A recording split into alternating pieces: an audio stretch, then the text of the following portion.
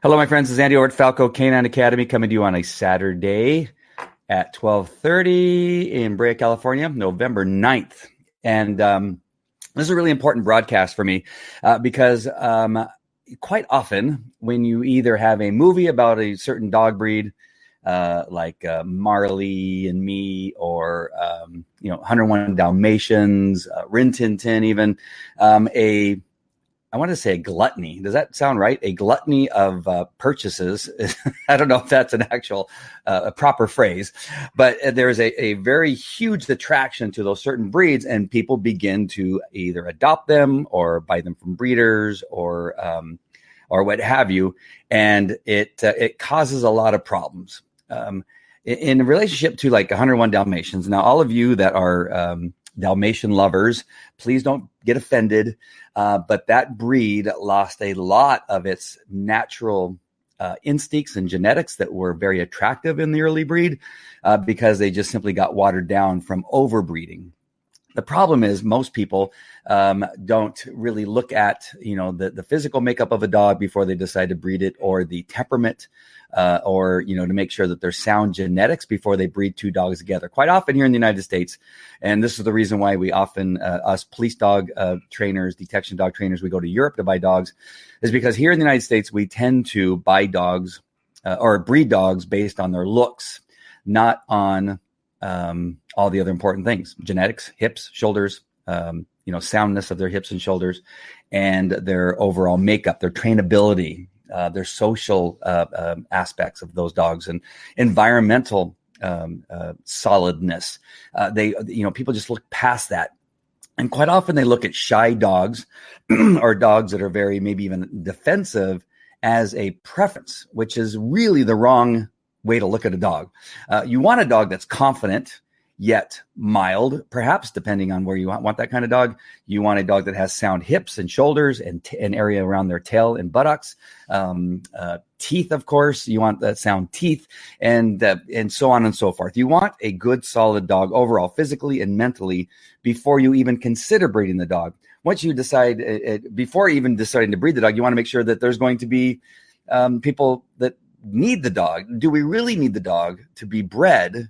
Or is it best just to simply not breed the dog, have it fixed so that it doesn't even happen by accident, and just look to shelters and rescues and professional breeders when it's time to look for a dog? So that's the number one thing. Let me look at a couple comments coming here before I get started. Hey, Amy, nice to see you. You're recommending this to somebody, Riley McGee. All right. So, and so that's the first thing to consider. And so what I'm talking about right now is the Belgian Malinois, Dutch Shepherd, German Shepherd. The reason being is because obviously, if you saw my post before it went up, there's a dog breed that's in the news quite a bit right now, and it's a Belgian Malinois, and it also could be a Dutch Shepherd. Some Dutch Shepherds and Malinois, you can look very similar in pictures and that kind of stuff, so it's really hard to tell. And they have other names that sometimes they go by, but those are the most popular. And even the German Shepherd gets brought into these three breeds: the Malinois, the Malinois. Did I say Malinois? The Malinois, the German Shepherd, the Dutch Shepherd are working dogs that you typically see in military and in police work. And people get very attracted to them, number one, and I have people that buy a German Shepherd and they call the breed a police dog, right? I have a police dog, and I go, what do you mean a police dog? And they say, well, the German Shepherd, and so sometimes when people say police dog, they mean the German Shepherd, or sometimes they mean the Belgian Malinois or Dutch Shepherd. The one thing I wanted to guard you against is purchasing this breed in particular if you don't understand the breed and know what they're all about. Really, really important. I'm going to share a few videos here, and I want to first share the videos and describe what it is you're seeing. And I'm going to be only really showing videos. Maybe I should show the German Shepherd one that I have too. I did have it. I don't know if I still have it up on my tabs or not. But I'm going to show you a couple of videos that show the strength and the power of the Belgian Malinois, and something else that's really important. And I'll describe that after I show you the videos. But I think it will help if I show you the videos first, and then I could come back and kind of break them down just a little bit. But the first video is going to be a Belgian Malinois that's being sent to bite me across the field. And I want you to look at the speed that this dog is coming at me with. and what happens when the dog launches to bite the sleeve that I have on my arm and really get a good look at what is happening. All right. One other thing. I'm sharing on my personal page. I know normally don't share Falco Canine Academy on my personal page. The reason I'm doing that is because I think this message is that important, because you're going to see this Malinois in the news for probably a couple more months. You're going to probably see him get, probably not the Purple Heart, but you're going to see perhaps some type of award this dog will be getting. And it's going to draw a lot of attention to this breed. But I'm going to caution you that this is really not intended to be a pet dog. And some people can handle it. I have some great friends that I think I saw them like this particular video that have Malinois. They rescue Malinois, that kind of stuff, but they know what they're doing. They know what they're getting into. They know what it takes to have a Malinois.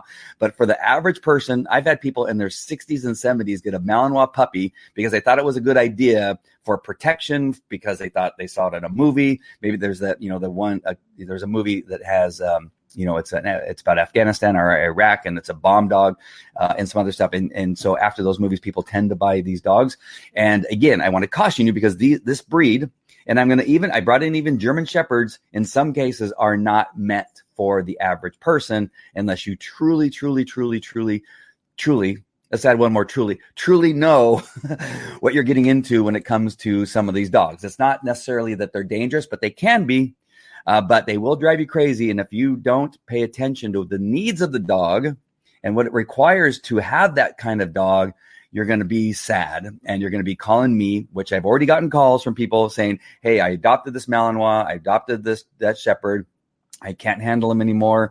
I think he's dangerous. Do you know anybody that wants one? And I get these calls on a regular basis. Why? Because people choose a dog that's really not meant for to be a pet. For somebody. So let's get to one of these videos right now. I'm going to share this video with you. And I just, again, want you to watch this video and watch the speed of the dog and what happens at the time of launch. And I'll run through it a couple times. You'll see it here on the video. Here we go. So look at the speed.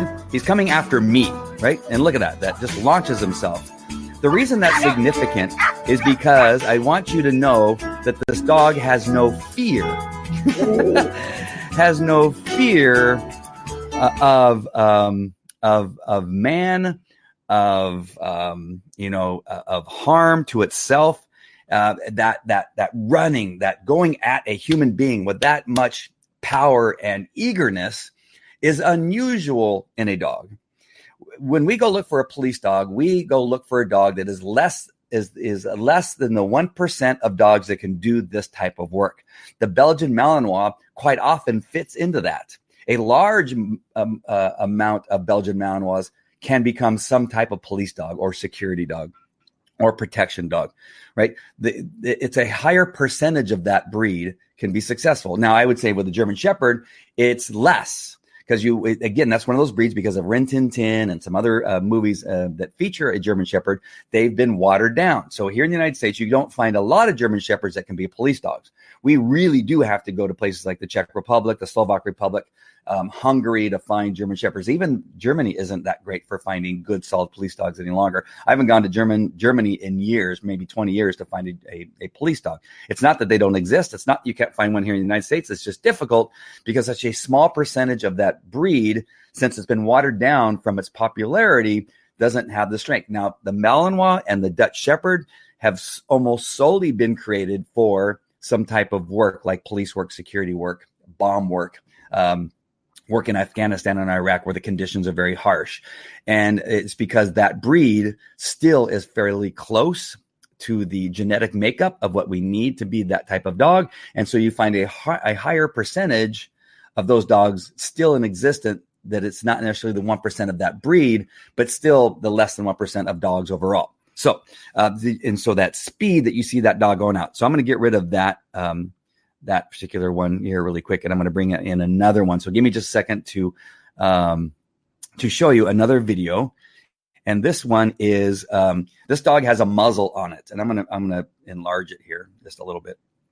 So you can't see, but on its face is a muzzle. Now, a muzzle with most dogs, when you put a muzzle on a dog, the dog tries to get it off, and the dog knows that it's on there. And sometimes the dog will still try to growl at you and that kind of stuff. But I want you to see that this dog doesn't care that muzzle is on his face. Again, getting into the psyche of the Belgian Malinois, and I'm not trying to scare you. I'm just trying to share with you why I'm suggesting that you don't buy a Malinois just because you see it, in the news, or you see it in the White House, or you see whatever, right? Some type of movie about the dog. I just want to share with you and caution you that this can be a problem if you're not understanding what this breed is all about. I'm going to actually increase the size of this layout here. So let me go ahead and show you this video really quick. There we go. All right. And I'm actually going to skip through this video too and show you some other stuff. So again, remember, this dog has a muzzle on. I'm running back and forth. That dog's at the end of the leash, wanting to come and get me. And he's going to drop the leash here in a second. You're going to see, again, the same speed. Oh, that's not the one where he drops the leash. This is a dog still fighting me. Look at the dog's tail wagging. Is he enjoying this or not? Yes. Right? There's no fear. It's not between his tail. He has no problem chasing me down. And then the handler takes him off. Here comes the one where he sends the dog on me. This is the early stages of training a dog to fight in a muzzle. This dog's only maybe about a year old at this time, a year and maybe a couple months. So it's young. It'd be still considered close to being a puppy. And watch what this puppy does. So as I move back, he's going to drop the leash and watch the speed again. Bam, bam, and hits me right in the chest and knocks me down. He doesn't run away after taking me down. He stays engaged. He's not afraid of this man. I have no equipment on. I only have those coveralls on just to protect my skin and my clothing, right? So that I don't get hurt. All right, so I'm going to skip ahead to another part of this video here. So here is in a bite suit. Now the muzzle's off. And I'm kicking at the dog. You see the dog backing off when I'm kicking him? No, you see him biting me. Again, an illustration of how strong this breed is. Look at that tail, just flagging, strong. It's not between his tails. He's not fearful. I'm going to kick him again. Watch me kick at him. He does nothing. He's waiting. Now he's smart enough to know that this leg is coming, bites me.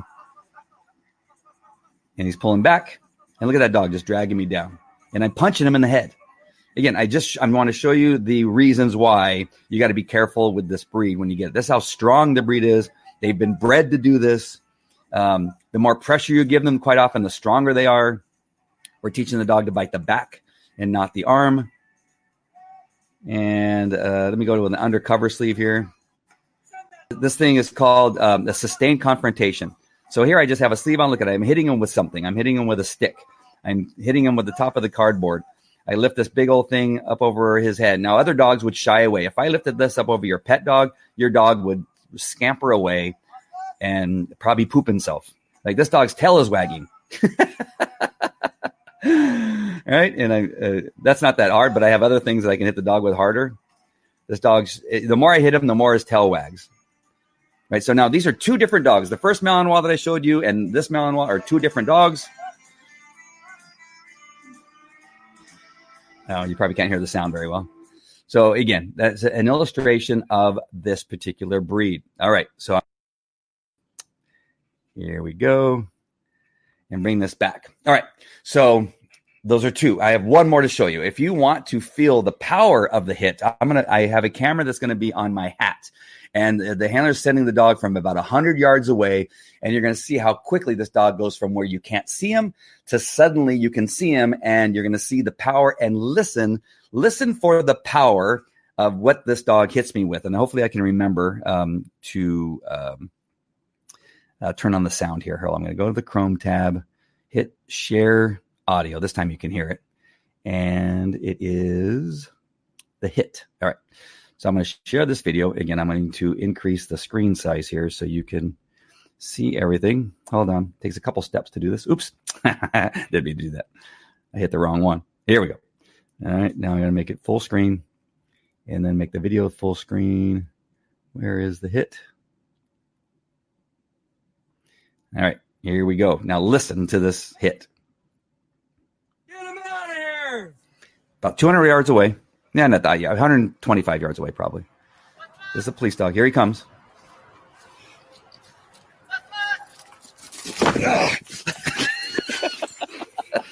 He laughed. Oh my gosh!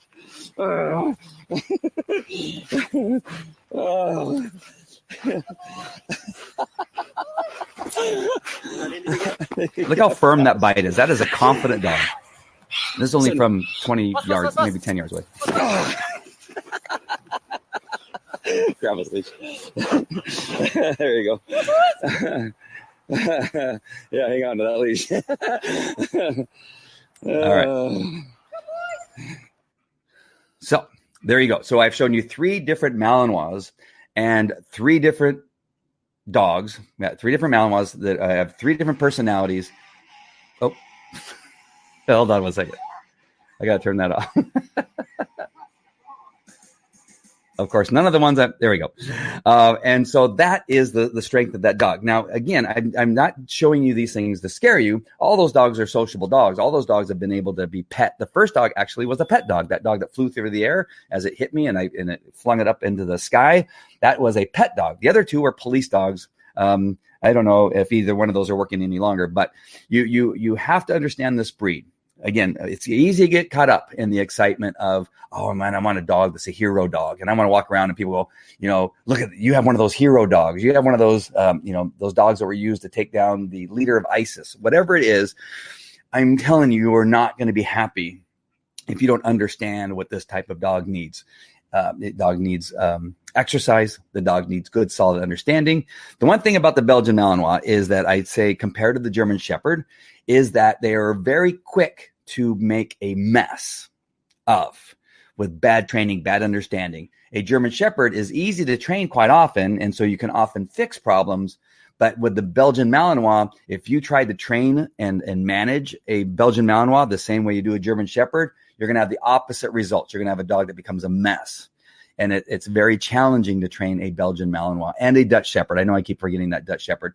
And that last Malinois is very much like a Dutch Shepherd. They're very closely related. You may not be able to tell the difference when you see one, but their strength, their power, the opposite reaction sometimes to training that you will get. You will try something that works with a German Shepherd, and it actually causes more problems with a Belgian Malinois.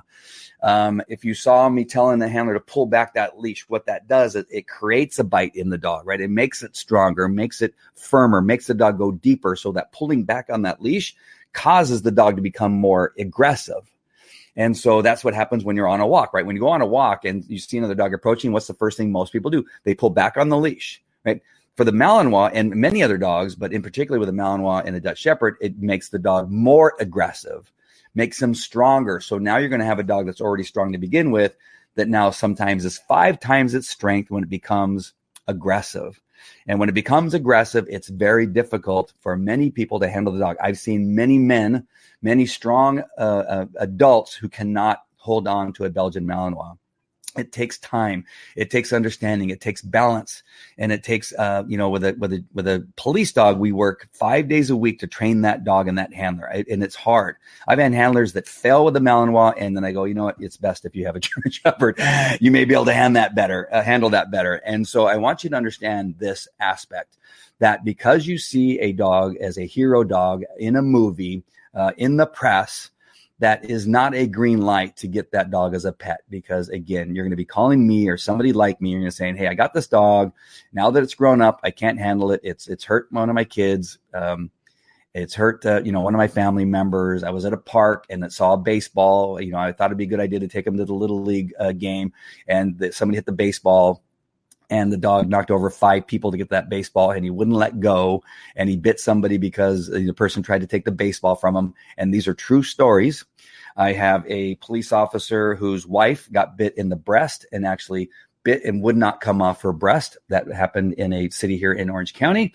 I can show you videos of dogs grabbing onto things like a pillow or a piece of luggage and not letting go. And a police handler who could not get his dog to let go of a piece of luggage during a narcotic search. I wish I had it on my computer right now. I'd show you. And I believe I still have permission to show this, because this is ABC News sent it to me to take a look at it. I don't know that I have it handy. I've never shared it as a post because it is that sensitive, but I don't see why I couldn't share it. Give me 1 second. I'll keep on talking. If you have any comments or anything, I see the comments coming up. They are not pets. Thank you, Cher. Yes, Cher knows. Cher absolutely knows what she's talking about. They have a purpose in their dog lives, and that's what they are guided by. Yes. Marcy, what did you have to say here? We have a Belgian Malinois Everest. Belgian Malinois, Everest. The dog's name is Everest, I'm assuming. She is high energy, but sweet, sweet girl. Yes, they can be. Very much. This isn't a blanket statement about all Malinois, because there are some very sweet Malinois. There's some very gentle Malinois. I'm talking about the higher percentages. I always talk about the higher percentages, right? I talk about Akitas being a very difficult breed. Yet I have met some Akitas that are super duper nice. Huskies. Huskies, I often call the cat of the dog world because they seem to not care whether you love them or not. They run like the dickens. They're very difficult to train. But also, I've seen Huskies that are fantastic, right? They're very trainable, that are very gentle and respond to petting, respond to treats, respond to training very well. But the higher percentage, the large percentage, are not that way. Again, I only go by the phone calls I get. I only go by my experience of 30, going on 40 years of training police dogs, Belgian Malinois, German Shepherds, Dutch Shepherds across the globe, not just here in Little Orange County. I've trained these dogs all over the globe. We've had facilities in Argentina. We've had facilities in Peru, in Puerto Rico, in Ireland with my friend Chris. And sorry, I left that on a very long time. Sorry about that. And my experience, my overall, that guides my overall opinion on be very, very careful. Is there a chance that you could find that one Malinois or two Malinois or 10 Malinois that are just like a lap dog, that rest around the house, that are very nice, that don't eat the PVC pipe out of your lawn, that is also your sprinkler system, that don't eat the cable? If I've lost any cable that's on the outside of my backyard that's for, the cable system or, phones or whatever, if it's been eaten off, it's been eaten off by a Belgian Malinois.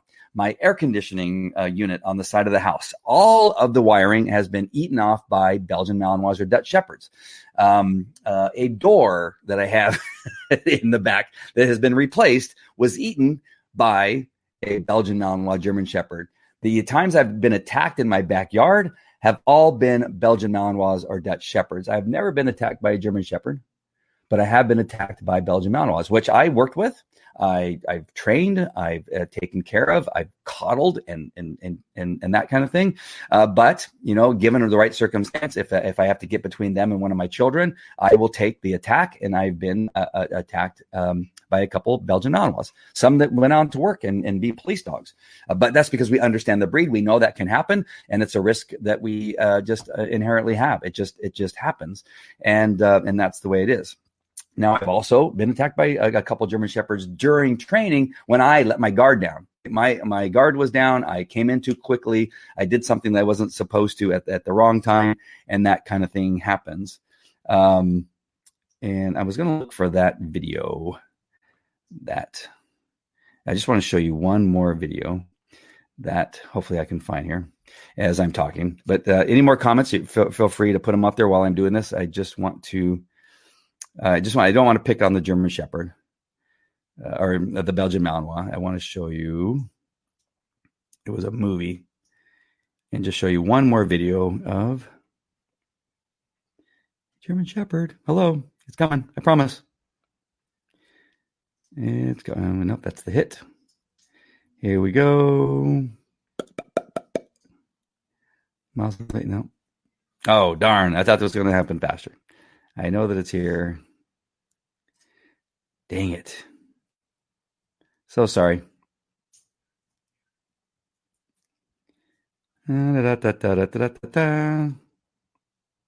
Ah, man. It's not coming up. It was easy to find because it starts off in a black mode. Anyway, I can't find it. I put it down too quickly and don't have it handy for you. So sorry about that. Let's see what other fascinating. Oh, no, not the movie, right? Yeah. Oh, Bruno. I love Bruno. Bruno has passed away. It was Cher's dog, and I handled the dog and did demonstrations all over the world with that, all over North America with that dog, and with the kindest, gentlest dog, and just so good. But, he had a big bark, and he scared people. I'm going to stick to greyhounds. Good thinking. I have seen some very aggressive greyhounds, though. I got to tell you, strangely enough. You're welcome, Michael. Thank you for your comment. Escape artists, those Huskies. Yes, those Tinkin Huskies are crazy. All right. So I hope that those of you, if you, hey, Loan and Cher have something in common, and that is Bruno. They both own Bruno at different times in Bruno's lives, or handlers for Bruno. What a great dog. Just a great. Hey, Loan, nice to see you. All right. So all of you that are watching on Falco Canine Academy's Facebook page or my personal page or whatever, where you're watching this, if you have anybody that said, you know what, I've seen that dog, that is getting the Purple Heart, which he's not. I think that they decided not to give him the Purple Heart, or what have you, or they've seen a movie, about a dog working in Afghanistan and Iraq, and they thought, I'm going to get a Malinois. Those dogs look really cool. Share this video with them so you can show them what maybe my thoughts. They may not believe me. They may not understand, but understand that any dog, it doesn't matter if you're interested in a Malinois. It doesn't matter if you're interested in a German Shepherd. You want to make sure that the breed fits your personality and your lifestyle.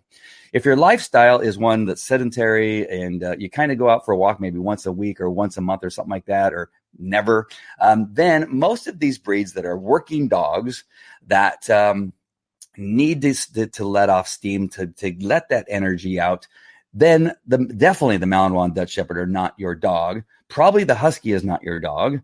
Some German Shepherds, there are some German Shepherds that really enjoy kind of the lazy life, but really, do you want to do that to a dog who really is a working dog? Even Labrador Retrievers, they're loving dogs, but they do have energy that needs to get out. You need to play fetch with them. You need to do stuff. These breeds are really not meant for that, right? A Basset Hound might be a breed that you want to look into. Some of the smaller breeds, not a Jack Russell Terrier, so not that kind of breed that's a smaller breed, but other breeds that are more meant to be that kind of dog, a lap dog that kind of sits around the house. But all dogs you should take out for a walk. All dogs you should spend time with. All dogs, you should find out what it is that they want to do, what they like to do, whether it's to use their nose to figure out problems, or to chase down a ball, or to simply walk down the street and smell bushes and grass and chase leaves that are being blown down the street, whatever that is. It really is sad that if you have a dog that you don't get him out to experience the world just a little bit, because that's what really our dogs are meant to be. And the dog is a powerful tool to help you get out a little bit more, to get out and socialize with other people and other dogs, to experience a little bit more of what's out there in the world. A dog can get very bored by smelling the same surroundings, the same home, the same backyard, over and over again its entire life, and never get out to smell other stuff and to experience other stuff, to see and hear other noises. And that's typically one of the problems with dogs and their personalities, is that they sometimes don't get socialized. They don't get to see new environments and that kind of stuff. So good, solid training, good, solid exercise, and freedom in the sense with on a leash, because most cities have leash laws. You want to make sure and understand how to walk a dog on a leash. The dog needs to understand how to walk on a leash, and getting those things done. Be careful about the breed you select. Understand the breed fully. Maybe find a friend or a mentor that has a Belgian Malinois or Dutch Shepherd, if really is a dog that you want, and spend some time with those people. Just put a Facebook posting up. Contact me if you're in the Palm Springs area. I know people that know the Malinois breed. If you're in the LA area, I know people that know the Malinois breed. If you're in the San Diego area, I know people that know the breed, and I can connect you, and you can spend time with them and really experience the breed and get some type of understanding about the breed before you decide to select that breed. That would be really, really important that you do that first. Feel the strength of that dog. It's a strength and power that you've never felt before with any other dog. I'm telling you that they are so strong. They're intimidating. They look at you sometimes. And I on occasion, although I don't get scared by dogs, I don't remember the last time I got scared by a dog, but there are dogs that I look at and go, that dog's going to bite me. At some point, that dog is going to get me. And dogs I know that I shouldn't bring home, right? I have 5 kids that are small, 6, 8, 6, 9, 11, 13, and 25. The 25-year-old's not that small, but I mean, she's small, but she's not, you know what I mean? And I would not bring them home, right? And so I go, that's not a dog I'd bring home to the family. But there are dogs that look at you. They have something in their eye. They have something in their body language. They have something with the positioning of their ears. They have something with the pupil that you can see in their eyeball that's telling you that something bad is about to happen. The Malinois, the Dutch Shepherd, and even some German Shepherds have that look. And if you are not used to that, you will quickly become intimidated by your dog, and especially with the German Shepherd, the Belgian Malinois, and the Dutch Shepherd. That is the green light for them to take advantage of you. The moment you flinch, I was going to end, but now I have this one more thing. The moment these three breeds see you as their potential leader, their potential master, their handler, see you flinch to their power, they will begin to take advantage of you. I have many handlers that at a moment, I've seen them flinch to their dogs. I've said, this dog is not for you. And I've trained dogs all over the world. I've trained hundreds and hundreds of handlers, and I can see them in training, and I tell them, this dog is not for you. I've seen you flinch, and I've seen that dog respond to your flinch with a look of, I got this guy. I know what I can do, when I can do it, and he's never going to stop me. And I can see it in their eyes. I can see it in the way that they walk. They don't care that you're at the other end of the leash. They believe once they see you flinch that now they are in control of the walk, that they are in control of their life. A dog should never believe that they are in control of their life. They're in control when they get fed. They're in control when they get water. They're in control when they're on a walk. They're in control, with where they sleep in the day. Never, especially these three breeds, should ever believe that they are in charge of any of those things at any time whatsoever. The dog should always look, these three breeds in particular, should always look to you for permission to sleep on the floor at your feet, for permission to eat their food, for permission to drink their water on some level. Right? They should always know that comes through you.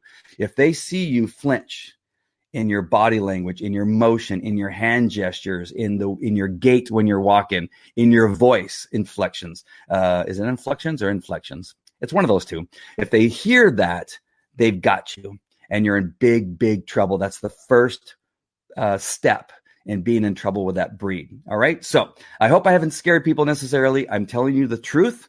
I'm trying to be honest with you. And I'm afraid, based on some of the phone calls, emails, text messages I got for people that are looking for this breed and a good breeder, that there's going to be many people that are going to run into problems and troubles if they begin to do that. So be very, very careful. Pit bulls too, yes, Bev. Yeah, absolutely. But the pit bull is very similar in the things I just said about taking advantage of you.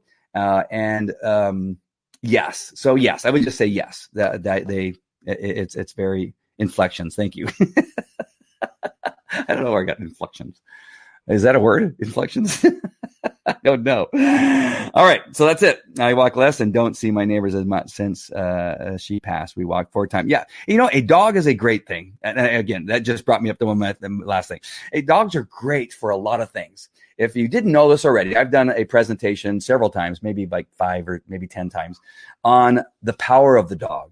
That petting the dog lowers blood pressure. That a dog, as long as you take the dog for walks, helps in socialization. That helps you with your socialization. That helps you with your, bring a little bit more of an outgoing personality. And they are so helpful with people. They change people's lives in the right way. But if you get a dog that makes you miserable and you just don't want to take him out for it, that's not what Catherine just said. But if you have a dog that you don't take for a walk because you are ashamed of the dog, because he has all the control, if you think he's dangerous, it's hard to walk the dog because he's pulled you over on your face a couple times or nearly caused you to trip. If any of those things are happening and causing you not to take that dog out, it's because you probably chose the wrong breed for who you are as a person and your lifestyle. And you need to get help right away. You need to change that, because the dog should be the opposite. The dog should be the thing that gets you out on a walk. It should be the thing that gets you to be more socialized. It should be the thing that gives you something to do, to have goals, to say, this week we're going to get a more solid stay. We're going to get a dog that sits on command, a nonverbal sit, or a solid stay, so that I can sit him in the middle of the driveway, go get my mail, come back, pick up the leash, and he doesn't get up, right? Those goals that you have for your training goals should be something that, you look forward to on a daily basis. The Belgian Malinois, German Shepherd, the Dutch Shepherd sometimes will not allow you to achieve your goals because they're simply overpowering dogs. And once you begin to have mistakes with those dogs, it can be a very unfortunate thing. All right. So very, very good. Yes. Thank you, Catherine. I appreciate that much.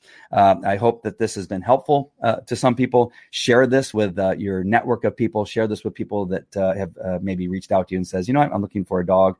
Say, watch this. Be careful that you don't.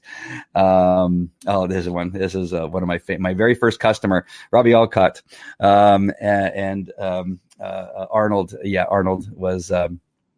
My very first customer, my first paying customer. I had other customers that were free, but my first paying customer. Yes, this dog was a mess.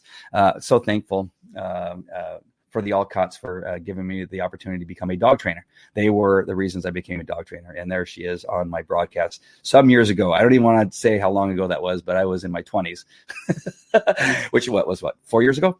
And so, Arnold was a very dangerous dog that turned out to be the mascot of the company that dog was a security dog at, and everybody loved that dog. And after we got done training him, he could be pet. And so they sought out help because they knew the dog was dangerous. And I'm fortunate that they did. Arnold's fortunate to have them as owners, and that dog lived a very happy, fulfilled life with the Alcotts. And again, so thankful for them for being in my life. All right. So that's it for me. I will talk to you later. Take care. Bye.